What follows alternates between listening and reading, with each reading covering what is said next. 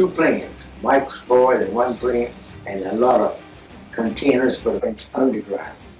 Our main mission really down there at this time was to cut off everything we thought moving to the north, troops trying to get out of France.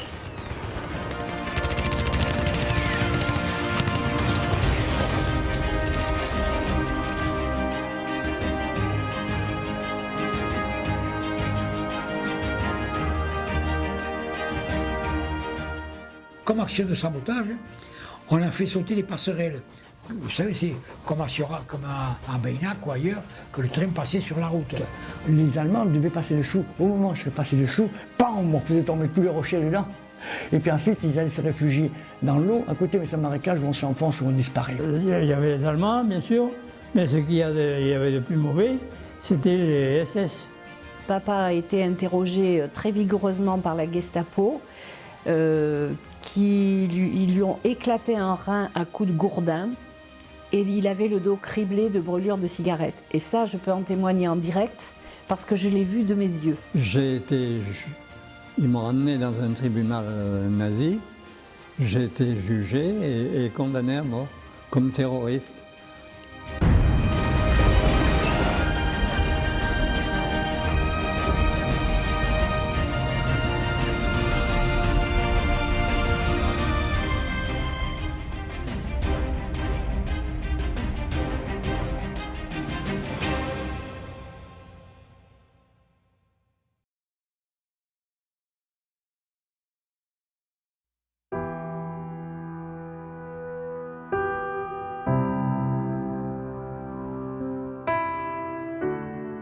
Je pense qu'il y a eu un passage. Ça, c'est un récit de la famille de mon mari. Mes belles-sœurs, mon mari était trop petit, il était bébé dans son landau.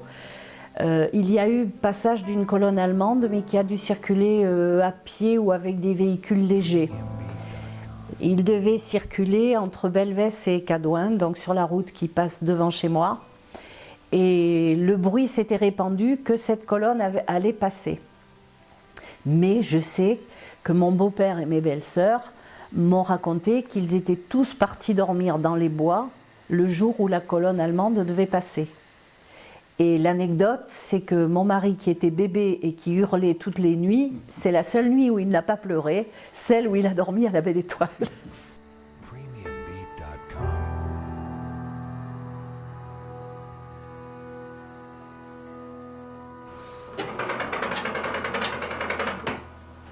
Et alors, quand il y avait un coup de téléphone de la dame de Pona, il passait, tu sais, par la petite route là-bas. Et alors, elle a réussi à téléphoner à la Vitrolles que les Allemands arrivaient par là, parce qu'il y avait une seule colonne, hein, tank et tout le bazar. On avait encore ce qu'on appelait des tickets d'alimentation. On avait droit, il y avait 3 catégories. Il y avait ceux qui étaient tout petits, des bébés qui avaient droit à telle chose. On avait des tickets qu'il fallait donner chaque fois qu'on allait chercher. Alors moi, nous, on disait les J3 c'était 18-20 ans. On avait droit à 350 grammes de pain, un peu de lait, un peu de ceci, un peu de cela. Tout ça parce que c'était les Allemands qui emportaient tout chez eux. Je pense qu'il devait y en avoir ici également.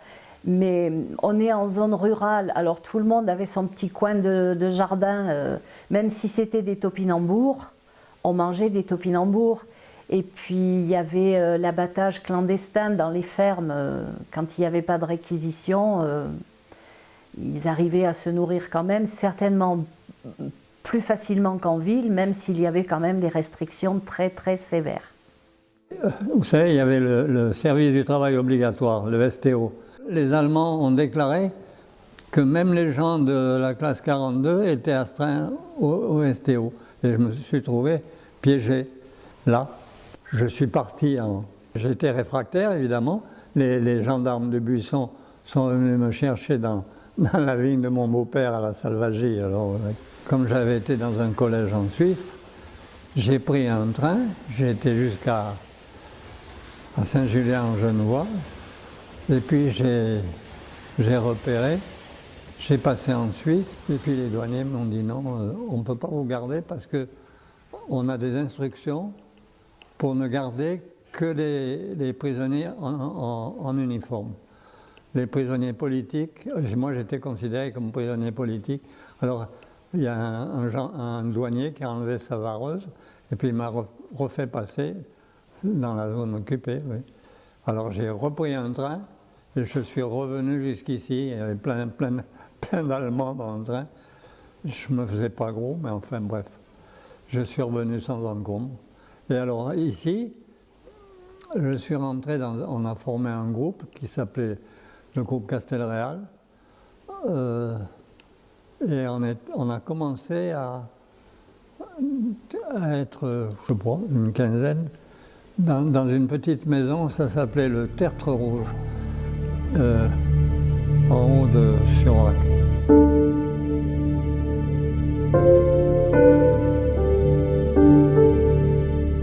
Chez Soleil, à Siorac, le Buisson, le Bugue, tout ça, on en avait partout. Parce qu'au début, on était dans les bois. Si vous ne comprenez pas, vous me le dites. On était dans les bois, on couchait par terre, dans l'herbe. Mais c'était au mois de juin. Il faisait chaud. Mais vite, ça a été les vacances, les écoles ont été évacuées et nous avons été logés dans les écoles des villages. À côté de Belvès, à Orliac, à Saint-Amand, etc. Dans les collèges, dans les écoles, on était bien installés. Tout. Premiumbeat.com.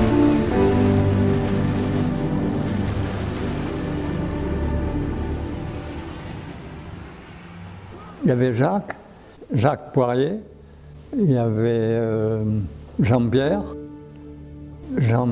et puis Casimir. Casimir qui était l'officier radio. C'est lui qui faisait la liaison avec Londres.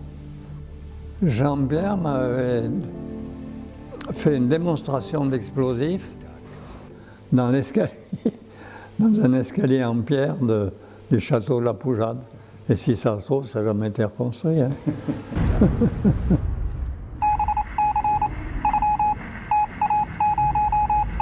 Des messages personnels qui étaient envoyés par l'Angleterre.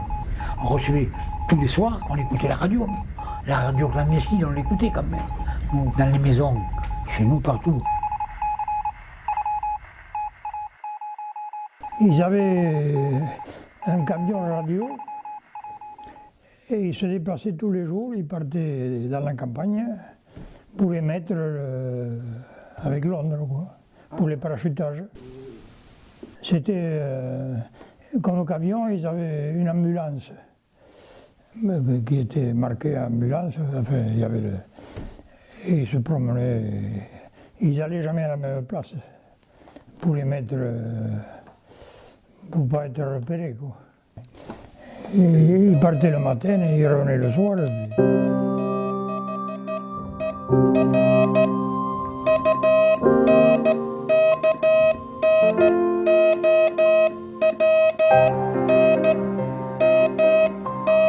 Écoutez la radio. Et on prenait les messages personnels. Et il y avait des messages qui disaient, je ne me rappelle plus maintenant, les lilas sont fleuris ou comme ça. Ça voulait dire que ce soir il y avait peut-être un parachutage.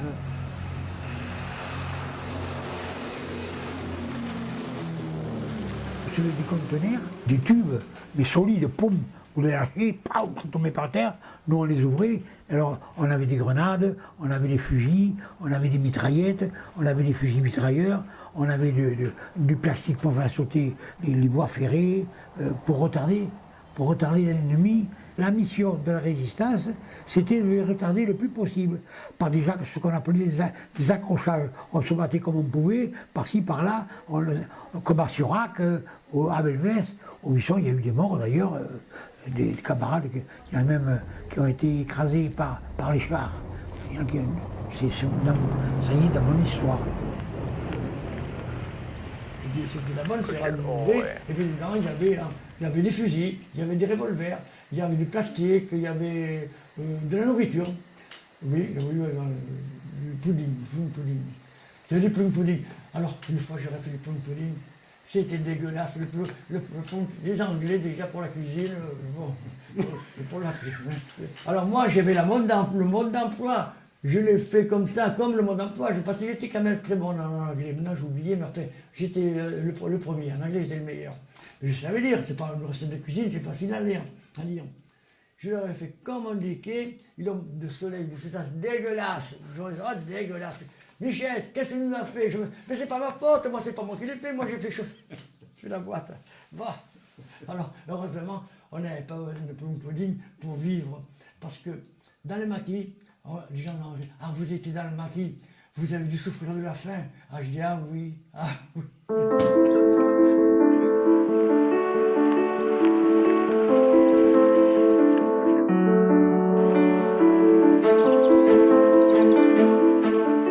À la suite des événements de Cadouin où mon père a tué cet Allemand, tu imagines bien que les Allemands l'ont recherché.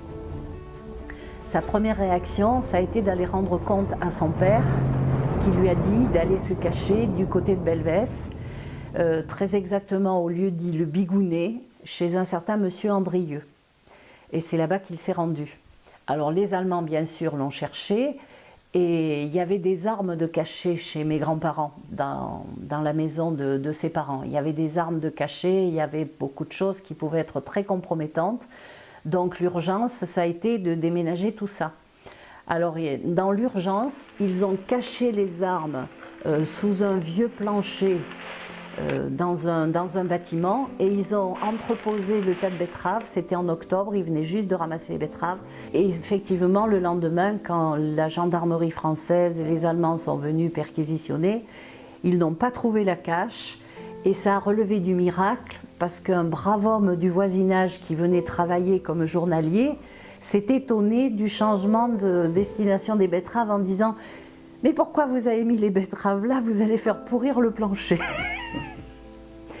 Et le jour suivant, pendant une accalmie, mon arrière-grand-mère, qui était très âgée, qui avait près de 80 ans, et mon jeune oncle, qui lui avait 12 ans, ont caché les armes dans des fagots et sont allés entreposer les fagots dans les bois.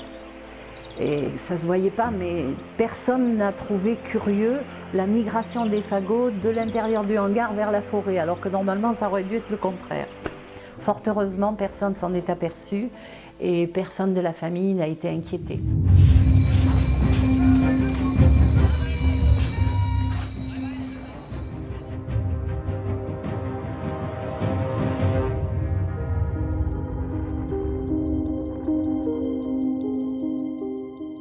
On remontait dans l'île d'Oléron la nuit avec la marée.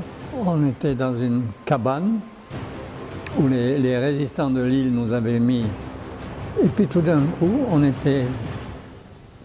C'est pas bien grand, vous voyez, les cabanes de pêcheurs d'huîtres.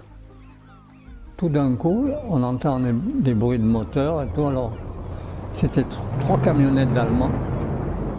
Et puis devant, une sorte de commande-car avec le commandeur de l'île qui est venu s'appuyer contre la cabane, c'est-à-dire qu'il y avait une planche qui me séparait de la mort, une planche de 3 cm. Hein. Parce qu'il était là, appuyé pour regarder, pour installer des projecteurs en direction de Bourrage, d'où on venait. Ils ont fini par partir, et puis après, alors, dans la journée, il y a des gars de l'île qui sont venus nous chercher. Et dans l'île d'Oléron, là, j'ai été pris par une rafle dans le casino de Saint-Trojan pour une histoire de faux papiers qui n'étaient pas conformes, etc. Bon. Alors, ils m'ont enfermé au château d'Oléron. De là, ils m'ont emmené à La Rochelle. J'étais dans la prison de la Gestapo à La Rochelle. Et puis,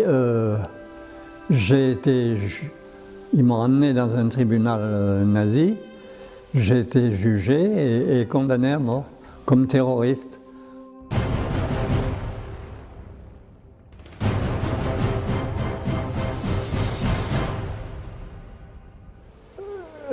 l'amiral qui commandait La Rochelle a demandé à un officier, à un colonel allemand qui était prisonnier à Annecy.